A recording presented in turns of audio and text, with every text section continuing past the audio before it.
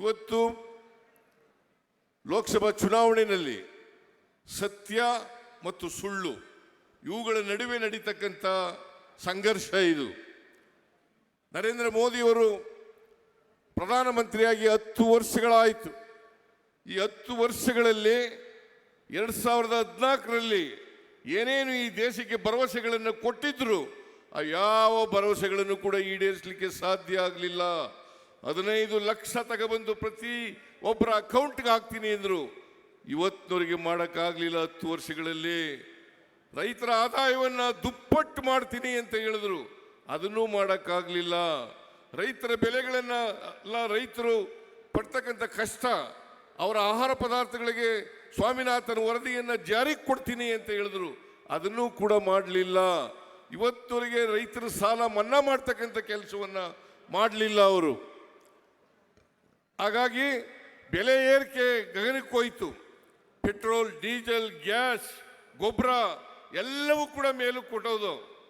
ಆದರೂ ಕೂಡ ನರೇಂದ್ರ ಮೋದಿಯವರು ಹೇಳ್ದಂತೆ ಅಚ್ಚೇ ದಿನ ಆಯೇಗ ಅಂತಂದರು. ಒಳ್ಳೆಯ ದಿನಗಳು ಬರ್ತವೆ ಕರ್ನಾಟಕ ಇಡೀ ದೇಶದಲ್ಲಿ ಅಂತಕ್ಕಂಥ ಮಾತುಗಳನ್ನು ಹೇಳಿದ್ರು. ಒಳ್ಳೆಯ ದಿನಗಳು ಇವತ್ತಿನವರೆಗೂ ಕೂಡ 10 ವರ್ಷಗಳಾದರೂ ಕೂಡ ಬರಲಿಲ್ಲ. ಸಾಮಾನ್ಯ ಜನ, ಬಡವರು ಇವತ್ತು ಜೀವನ ನಡೆಸ್ತಕ್ಕಂಥದ್ದು ಬಹಳ ಕಷ್ಟ ಆಗಿದೆ ಅಂತೇಳಿ ನಾನು ಮತ್ತು DK ಶಿವಕುಮಾರ್ ಮತ್ತು AICC ನಾವೆಲ್ಲರೂ ಕೂಡ ಮಾತಾಡಿ ಜನರಿಗೆ ಅವರ ಕೈಗೆ ಹಣವನ್ನು ಕೊಡಬೇಕು, ಅವರಿಗೆ ಆರ್ಥಿಕವಾಗಿ ಸಾಮಾಜಿಕವಾಗಿ ಶಕ್ತಿಯನ್ನು ತುಂಬಬೇಕು ಅನ್ನೋ ಕಾರಣಕ್ಕೋಸ್ಕರವಾಗಿ ಇವತ್ತು ನಾವು 5 ಗ್ಯಾರಂಟಿಗಳನ್ನು ಚುನಾವಣೆ ಪೂರ್ವದಲ್ಲಿ ಘೋಷಣೆ ಮಾಡಿದ್ದು. ನಾವು ಅಧಿಕಾರಕ್ಕೆ ಮೇ 20ನೇ ತಾರೀಕು ಬಂದು, ಮೇ 20ನೇ ತಾರೀಕಿಗೆ ನಾನು DK ಶಿವಕುಮಾರ್ ಇತರ ಕೆಲವು ಮಂತ್ರಿಗಳು ಸೇರಿ ಪ್ರಮಾಣ ವಚನ ಸ್ವೀಕಾರ ಮಾಡೋದು. ಅಲ್ಲಿಂದ ನೇರವಾಗಿ ವಿಧಾನಸೌಧಕ್ಕೆ ಹೋಗಿ ಕ್ಯಾಬಿನೆಟ್ನಲ್ಲಿ ಆದೇಶವನ್ನು ಮಾಡೋದು. 5 ಗ್ಯಾರಂಟಿಗಳನ್ನು ಕೂಡ ಜಾರಿಗೆ ಕೊಡ್ತೇವೆ, 5 ಗ್ಯಾರಂಟಿಗಳನ್ನು ಕೂಡ ಜಾರಿಗೆ ಕೊಡ್ತೇವೆ. ಶಕ್ತಿ ಯೋಜನೆ ಜೂನ್ 11ಕ್ಕೆ ಪ್ರಾರಂಭ ಮಾಡೋದು.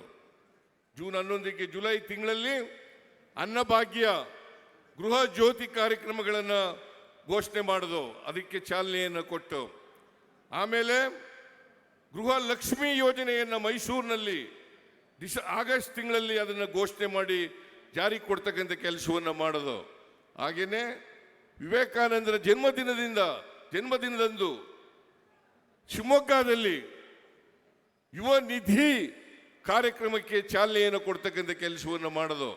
ಈ 8-10 ತಿಂಗಳಲ್ಲಿ ಎಲ್ಲ ಗ್ಯಾರಂಟಿಗಳನ್ನು ಕೂಡ ಜಾರಿಗೆ ಕೊಡ್ತಕ್ಕಂಥ ಕೆಲಸವನ್ನು ಮಾಡಿದ್ದೇವೆ. ಬರೀ ಜಾರಿಗೆ ಕೊಡಲಿಲ್ಲ, ಆ ಎಲ್ಲ ಕಾರ್ಯಕ್ರಮಗಳು ಕೂಡ ಜನರನ್ನು ಮುಟ್ಟಿದ್ದಾವೆ ಅಂತಕ್ಕಂಥದ್ದನ್ನು ಇವತ್ತು ನಾವು ತಿಳ್ಕೋಬೇಕಾಗ್ತದೆ.